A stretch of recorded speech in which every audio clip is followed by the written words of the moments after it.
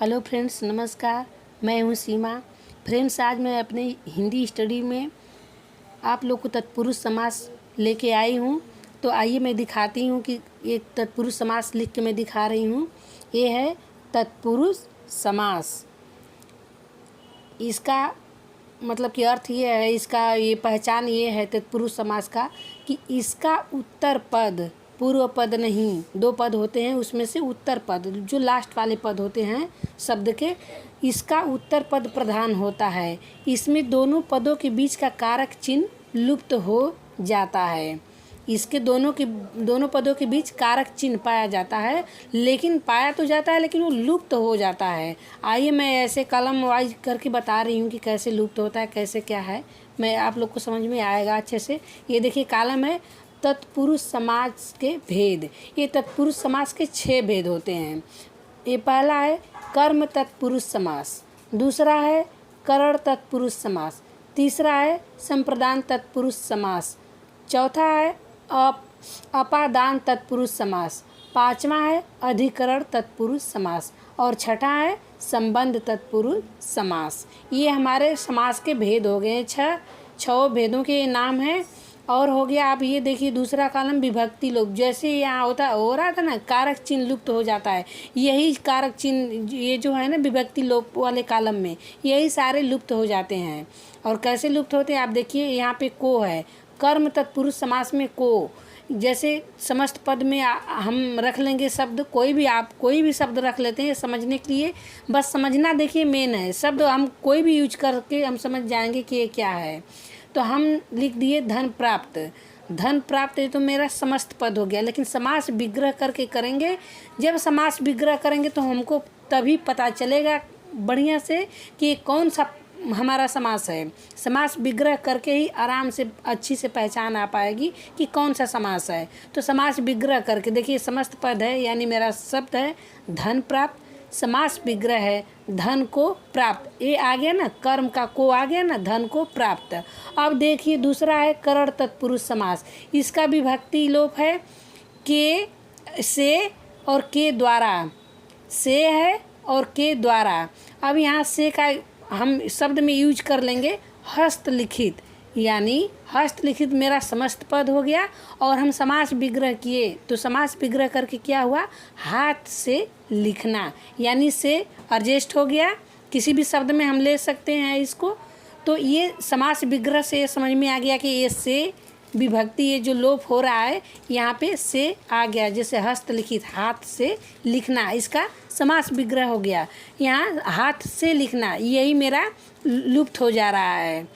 अब देखिए तीसरा संप्रदान तत्पुरुष समास। इसमें है के लिए, इसमें विभक्ति लोप है के लिए। अब जैसे इसमें हम समस्त पद में ले लिए शब्द सत्याग्रह। मैं पहले ही बता दी, कोई भी शब्द आप ले सकते हैं, मेन समझने की बात होती है। ट्रिक क्या है, क्या समझने, क्या इसका मेन आशय मतलब कि है। तो ये देखिए सत्याग्रह हमने ले लिया शब्द। और सत्याग्रह तो मेरा समस्त पद हो गया, यानी मेरा ये शब्द हो गया।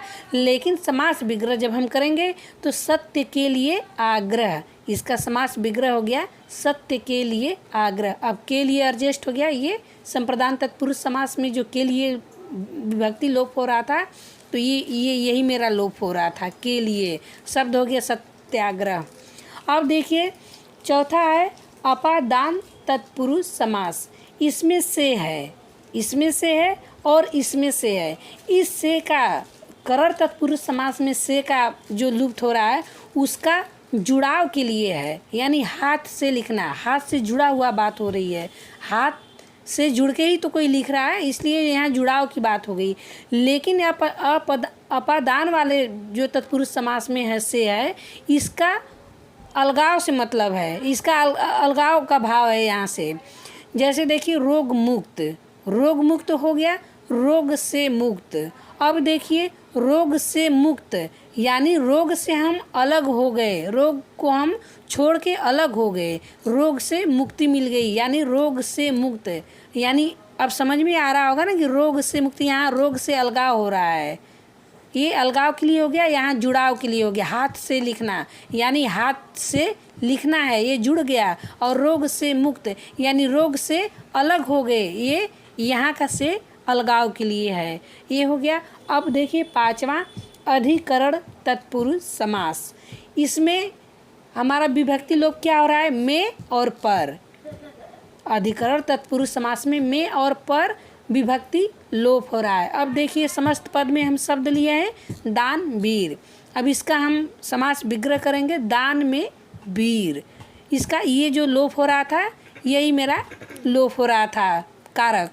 इसी को कारक कहेंगे, ये मेरा लोप हो रहा था और हम शब्द में एडजस्ट कर लिए, समझ में आया इसका विग्रह करके कि दान में वीर। तो ये हो गया दानवीर शब्द का हम एडजस्ट कर लिए, ये में वाला हम कि ये कैसे कारक लुप्त हो रहा है। तो अब देखिए छठा है संबंध तत्पुरुष समास। इसमें आते हैं विभक्ति लोप का के की।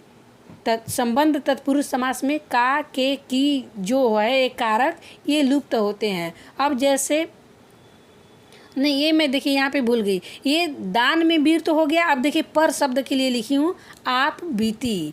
आप बीती इसका समास विग्रह हुआ आप पर बीती, यानी ये भी पर शब्द इसमें आ गया। ये समस्त पद और हम समास विग्रह किए तो मेरा ये आ गया ना पर। इसमें ये समास विग्रह पे पर जो लुप्त हो रहा था कारक, ये यहाँ पे यही लुप्त हो रहा था और शब्द है आप बीती। अब देखिए ये इसका तत्पुरुष संबंध तत्पुरुष समास का के की। जैसे इसको एडजस्ट करते हैं भारतवासी, ये शब्द समस्त पद में हो गया भारतवासी। समास विग्रह जब इसका करेंगे तो भारत का वासी, यही मेरा लुप्त हो रहा था कारक, का वाला कारक। अब के नियमानुसार शब्द का समस्त पद का जो शब्द है नियमानुसार समास विग्रह हुआ नियम के अनुसार, यही मेरा कारक लुप्त हो रहा था। अब ये है कि जल धारा शब्द में ली, समस्त पद में जल धारा। अब समास विग्रह करके क्या हुआ जल की धारा, यही मेरा कारक ये जल की जो है की धारा, जल की धारा, यही की मेरा कारक लुप्त हो रहा था। तो फ्रेंड्स ऐसे तत्पुरुष समास। अब इसके बचे दो भेद इसी के अंतर्गत वो आते हैं द्विगु और वो कर्मधारय है, उसको मैं अगले अब वो मतलब कि मैं बताऊंगी। तो फ्रेंड्स मेरे इसमें जो भी कुछ आपको न समझ में आया तो कमेंट करके बताइए, जो भी हो उसको कमेंट में ज़रूर बताइएगा और मेरे वीडियो को लाइक और सब्सक्राइब भी ज़रूर करिएगा। Thank you.